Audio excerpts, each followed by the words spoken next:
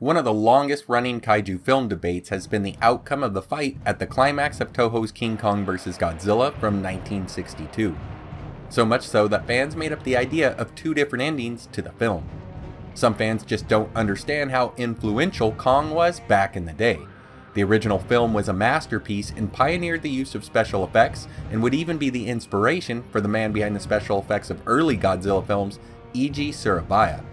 Setting any debates aside, many of us have long known about Toho wanting to do a sequel to the Showa King Kong vs. Godzilla matchup. Yet I had no idea that not only was an early draft script made, but recently it was translated and uploaded online. And you have to hear about it, because we find out that not only did King Kong beat Godzilla in the last fight, he killed him.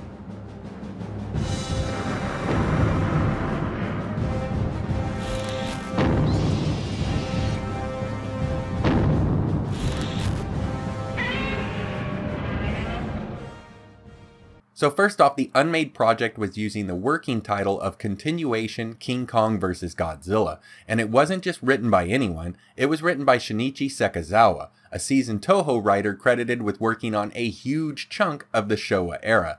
He would write for Varan, Battle in Outer Space, Mothra, King Kong vs. Godzilla, Mothra vs. Godzilla, Dogora, Ghidra the Three-Headed Monster, Invasion of the Astral Monster, the first episode of Ultraman in 1966, Ebra, Horror of the Deep, Son of Godzilla, All Monsters Attack, Godzilla vs. Gigan, Godzilla vs. Megalon, and Godzilla vs. MechaGodzilla.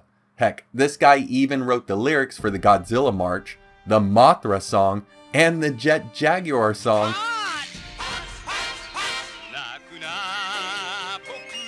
This draft appears in Godzilla, Toho Special Effects Unpublished Material Archive, producer Tomoyuki Tanaka and his era, and we're lucky enough to have its translation done by Noah Oskow, and it's online at Toho Kingdom. I'll put a link to it down in the description. Now again, the writer also wrote King Kong vs. Godzilla, yet no characters from that film appear here in the sequel. The story would pick up with the disappearance of an African passenger plane. A scout plane or helicopter is dispatched to the area, where they would find the downed craft, noting that it has very little damage. A rescue team is then formed, and we meet its leader Nomura, employee of Nichio Products. His successor, Higashi, along with his wife and infant son, were unfortunately aboard the plane when it went down. Nomura, with a group of locals simply called the Plains Dwellers, would find the wreckage, where they would also find no survivors, yet the baby would be missing. He then would find one of the baby's toys in a tree and would send out some of the group in a separate search for the child. We're then introduced to Mitsuko, the younger sister of the lost baby's father, who works at the same company and is the love interest of Nomura. She's back in Tokyo waiting for word from the expedition. We also meet her friend Yoshi and her boyfriend Tsukita, who works at Amusement Center KK. Also at Amusement Center KK is Tsukita's subordinate Toiichi, who was working on a park called Hinamaru Land on the Seto Island Sea, yet he was having trouble coming up with a theme to use for the park. Back with Nomura, we see that the Plains Dwellers are afraid for their lives, and they tell him that they can't go any further into the jungle as this area is a cursed place. Nomura, being a man of science, wants nothing to do with this nonsense and somehow convinces the group to press on. Further into the jungle, they would find the ruins of an ancient city thought to be part of an ancient African kingdom, and here they would also find the shoes of the baby. Suddenly, the natives would say that they could hear the voice of an evil spirit, but once Nomura listens in, he notices that it's no spirit, it's the crying baby, and the sound is coming from above the cliff right near them. Before being able to reach the baby, however, the ground begins to rumble and they suddenly hear a fierce roar, and rocks begin to tumble down off the cliff, sending the men running for their lives. Once at a safe distance, and now with night approaching, the group would make camp. Yet by morning, Nomura would notice that everyone has left and he is now alone. Still determined to find the child, he calls the Kenyan airport and orders a rescue helicopter and heads off for the rock wall. There he would once again hear the monster's roars and the baby crying. He then notices that the trees of the jungle behind him are falling like they're being cut by a giant pair of scissors. He then sees what is causing the destruction, a huge scorpion monster. It would approach the wall when Kong would appear out of nowhere, grabbing the scorpion. After a brief battle, Kong would return to the cliff, causing the baby to stop crying and actually start laughing. Just then, the scorpion, thought to be defeated, latches on to Kong's leg. He lets out a great shriek, and the scorpion would strike at his throat with its stinger. The mighty ape would grab the tail and fight on once more.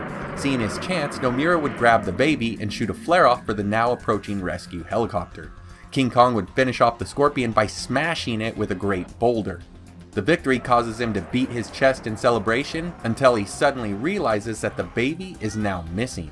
Going from happy to sad, he sees the fleeing helicopter and gives chase. Days later, we would catch up with Tsukida, who's in New York at an amusement park featuring monsters of the last century.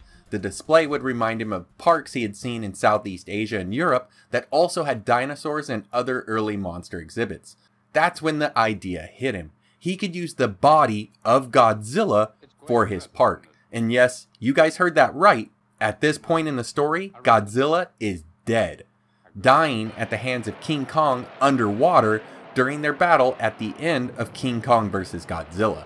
Tsukida figures out that they could drag up Godzilla's body and display his skeleton, so he sends divers down to check on him, and sure enough, they find a seemingly deceased Godzilla, sunken into a sandbank, yet he hasn't rotted at all. They come to the conclusion that this is because of a change in current, making the waters of Sagami Bay very cold, acting like a sort of refrigerator, keeping the body intact. A huge operation to haul Godzilla onto land would begin. They would use enormous cranes and pull him ashore. Once on land, veterinarians dressed in rock climbing gear would scale onto the corpse and study it. There they would confirm that Godzilla has since stopped breathing, yet they were still worried that he could be alive, so they use a pump to fill him full of a strong tranquilizer just in case. Now this was a huge PR boost for Hinamaru Land, but at the same time their rivals at Amusement Development KK were plotting against them in old Showa film style. Getting back to Nomura and Mitsuko, they would decide to raise the child together in Japan.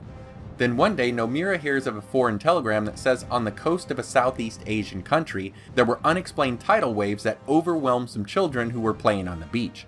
Eyewitnesses saw a mountain that suddenly appeared off the coast, and they saw it 2 or 3 more times before it disappeared, heading off to the northeast. Appearing later in the Straits of Taiwan, the form that was seen in the water turned out to be King Kong. Also in the Straits was a passenger ship with a crying child on board. King Kong would grab onto the ship, rocking it from side to side in a frantic motion, causing the mother to grab a hold of the infant and hang on to a side railing. Kong's face would approach them, and he then sticks out his open hand towards them, all the while tipping the ship on its side with the other arm. With the mother, child in her arms, now sliding down the deck, she would reach out to stop her fall, and in that moment the child would slip free. It would tumble into the sea and Kong would scoop it out of the water. Yet then he gets a sad look on his face and sets the baby back down on the ship's deck, likely realizing it's not the same child. An SOS would be sent out and vessels from the American Eastern Fleet responded, firing on Kong. Annoyed, he bashes a destroyer that would sink with both Kong and the ship diving below the surface, not to be seen in the area again. News reports would flash up discussing the encounter with King Kong in the Taiwan Strait. It would be said that his appearance was so important that even the camps in Asia amongst the Eastern and Western powers, which were recently at each other's throats, came together to search out King Kong. Suddenly a report would come in that King Kong had appeared in the Genkai Sea, yet he dove under the water once again to avoid detection. However, they note that his direction puts him on a path likely to be heading northeast towards Kyushu. Nomura now starts to think that Kong might have connected with the baby and that he could be heading to Japan to find it. He tells Mitsuko, and even though she doesn't fully believe him, she supports him, so they take the child to Nomura's family home in the village at the shores of Lake Biwa. Now back at Hinamaru Land, Amusement Development KK, the rival company, has planted a bomb onto Godzilla. At this time, Godzilla was posed in a somewhat upright position, but after the bomb's detonation, has now collapsed over onto its side. Somehow, the blast seems to have jump-started his heart, so the people quickly try to apply new wire ropes to him just in case he's revived.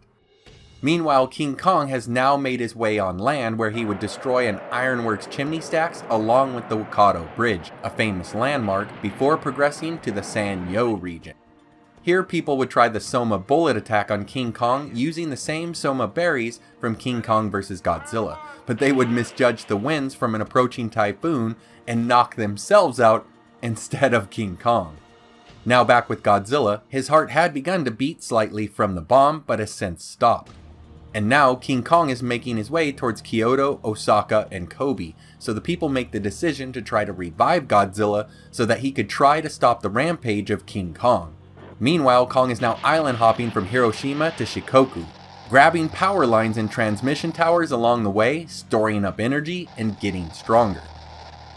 The people back at Hinamaru Land apply large metal rings to Godzilla's torso, arms, and legs along with his neck that are attached to high voltage lines. They then hit him with the charge for the first time and violent sparks fly everywhere, but there was no response from his heart. Kong is now near, so they apply a second shock with yet no effect. They try to apply a third shock but have to stop when Kong is too close. The ape kaiju beats his chest, but Godzilla simply doesn't move. Looking puzzled, he starts kicking Godzilla, but again, he doesn't move. The frustrated ape then starts punching Godzilla's head, yet there's still no response. Now Kong picks up a giant boulder, but in doing so tears off electric lines nearby, causing Godzilla's body to be bathed in electricity. Even still, Kong would smash the boulder down onto Godzilla, and would look disappointed when the great beast showed no sign of movement or life. Upset and puzzled, he turns around and begins to beat his chest while roaring, when suddenly Godzilla's tail begins to twitch, his eyes snap open, and instantly that tail whips into the back of King Kong, sending him into the water. Kong, now in a rage, turns and rushes towards Godzilla, only to be hit with an atomic breath. He staggers back and Godzilla picks himself up off the ground.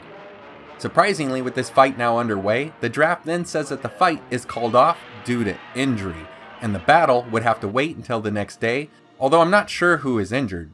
Kong seemed fine, and Godzilla just came back to life, so he may have been injured, but he sure seemed ready to fight. Yet this is an early script, so it might have been fleshed out more for the final one if it was approved. We now find King Kong in search of the infant, and the people have slowly figured out that Kong is searching for the child. Nomura has since taken the child back to Tokyo and is scared of people in the area. They were angry and wanted the kid removed so that King Kong would not come looking for him.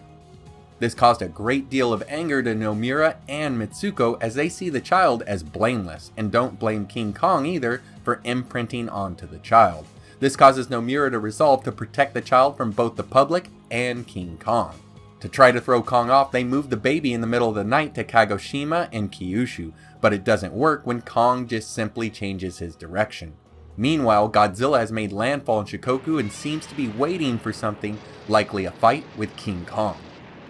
Now here the script gets a little weird because the people end up deciding to make a giant rubber balloon that looks like King Kong and fill it with explosive gas. They then fly over Godzilla, causing him to follow as he remembers something similar from the last film. They would draw him out into the Pacific and something would happen to the pilot, causing the balloon to be dropped down into the water, where Godzilla would bite upon it, causing a massive explosion. Afterwards, Godzilla was nowhere to be seen. Nomura and Mitsuko then decide that it's too dangerous to keep the kid in Japan, but no other countries will allow them asylum. Kong arrives in Kagoshima and the couple put the baby into a car attempting to leave, but before they can, Godzilla appears. And in an amazing entrance, he does so by breaking through the crust of the caldera of the dormant Mount Aso. In a show of durability and strength, he is actually tunneled under the earth, reappearing in the dormant volcano's caldera. Yet when the couple tries to reverse their direction, they notice that King Kong is now coming up from behind them, so they exit the car and flee on foot. With Kong likely distracted by Nomura, Godzilla is able to surprise him with a tail smash to the face, sending King Kong tumbling back while Godzilla lets out a huge roar. Kong gets up and moves in for a counterattack when Godzilla lets out an atomic breath. Suddenly the ground begins to rumble and the two would fall off a nearby cliff, only being saved by landing on some plants below. The child is unharmed but is still back on top of the cliff.